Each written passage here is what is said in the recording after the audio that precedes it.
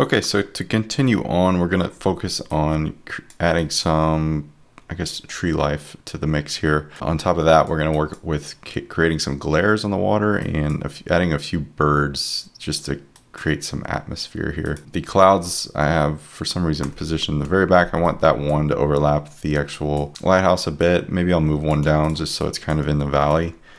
And below that, we can kind of start pinning out. I'm going to actually use the pin tool to create the plant life. I don't want it to be perfect and it shouldn't look that way at all. So I just want to click and then drag and just keep going as I go. And in fact, I'll undo that. When I am done dragging and clicking, I'm going to hit Option and click on this endpoint, and you'll see it remove that other handle. And that's exactly what I want.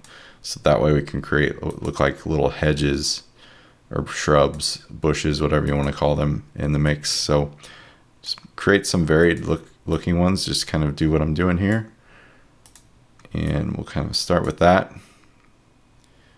Real organic looking. It doesn't have to be perfect by any means. And I'll come down and resolve this to about the baseline and then just kind of come back over in a straight line and then in that shape. So then we have that to work with. And then from there you can add a fill, and it's going to be our gradient, a gradient I should say. I don't know which one I'll use yet. Maybe our original one to start. But let's modify it to be, I'd say lighter on the top and darker on the bottom. And maybe just a shade more purple instead of blue on both spectrums. So we'll go increase that. Maybe keep that one blue, but add a little more depth. And then from here, I'm not going to leave it as is. Obviously, I'm going to kind of shrink it down, kind of squash it, and even bring it in some, so we have some room to work with. So that we got that then, and I think that's looking okay. We can probably mess with this gradient a little more. It's about the effect we're after, and then we can repeat that process on the other end of the spectrum. So maybe I'll just rotate this and scale it back, maybe even scale it down. And we can put it in front of the house, behind the house, whatever you feel like. I think it'll work as is there. So that's that. That's how quick and easy that was. And let's add some trees now. And the main point we'll want to draw is the trunk of the tree, and that's going to be just kind of organic shape. That's going to be rectangular, but we'll want to kind of contour it to look like a tree trunk. So we'll start with that shape, add some depth color to it, maybe pretty dark, just dark blue here. And we can manipulate the shape however we want from there. And then I'll grab again the cloud tool. It's going to have quite a few what they call bubbles at first, but I'm going to decrease those just a little bit, and then we'll kind of squash this up, add our gradient, and then just duplicate it a few times, shrinking maybe the shape or the size, however it's positioned, whatever you want to do, and bunch those up, and they start to resemble a tree. So we kind of got that going on.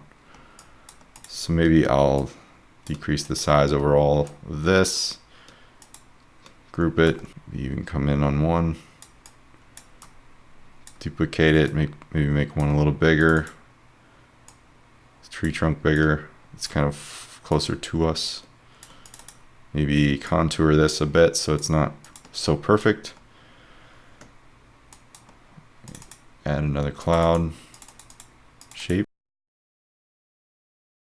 In fact, I might put this one on the outer edge and this one on the inner edge. Kind of looks better like that.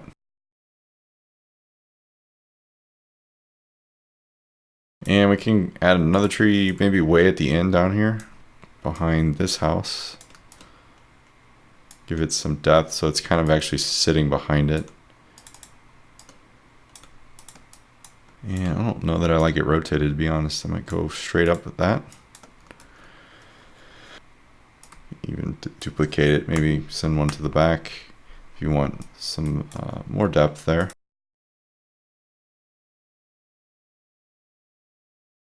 And bring this down. You can see a little bit of the orange behind that shape, so I might tweak this a bit.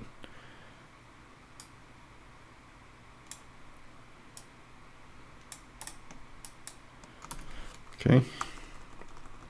And then finally we can add some streaks of light to this water. I think it needs to be overall a little more gleamy, if that's the best word for that. We can toy with this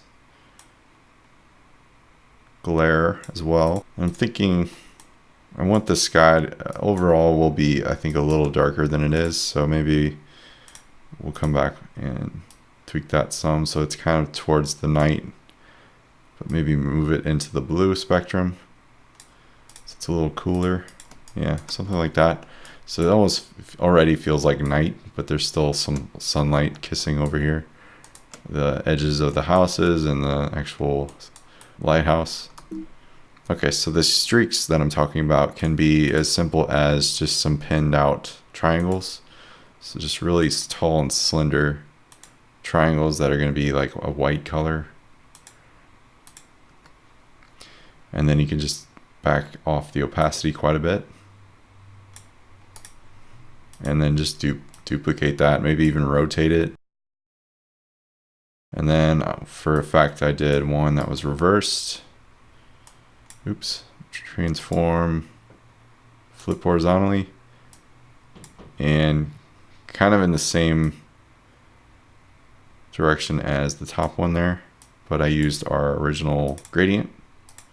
So that's kind of the effect that it's after. If you want to get fancy, you can make these like wavy lines instead of just straight lines. So adding some points on the paths and going to town.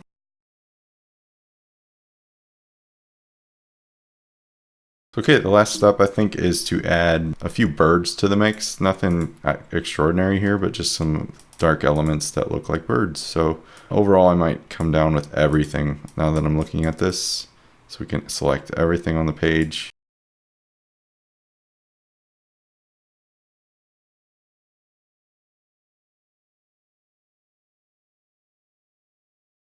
There we go.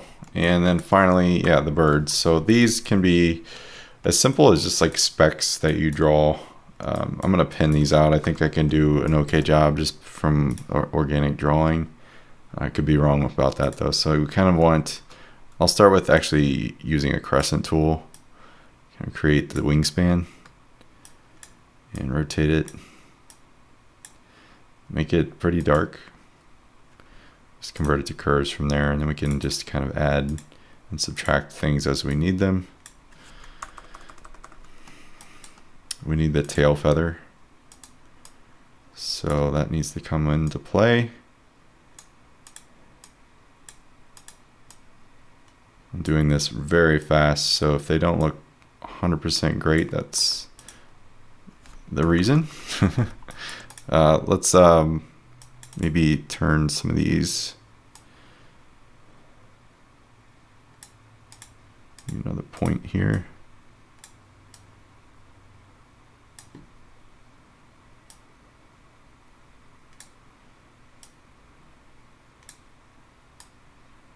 There we go. So you can make those any which shape. You could probably make, if you want full effect, maybe make a couple that are doing different wing patterns. I'm gonna just do the same pattern, but just change the direction they're in or wherever they're facing. And you don't need many, but just add a few to the mix. So typically they're in groups when they fly. And so add maybe a couple over here and way in the background. Maybe they're down in the valley. Great. So a couple things to finish things off. Just kind of checking some odds and ends here.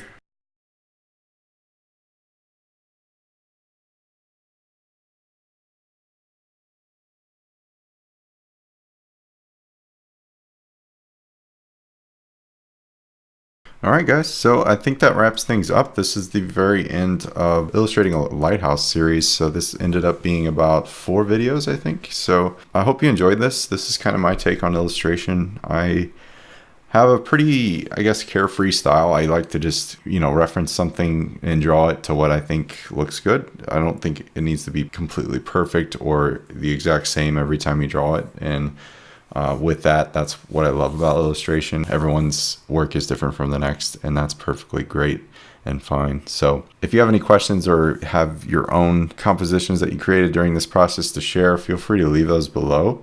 Love to see them and hear your thoughts behind this series. If we should do more like this, do different takes on different things. If you have requests for illustrations, I'd be happy to hear them. So as always, thanks for watching, and I hope you enjoy everything else that's on Affinicasts.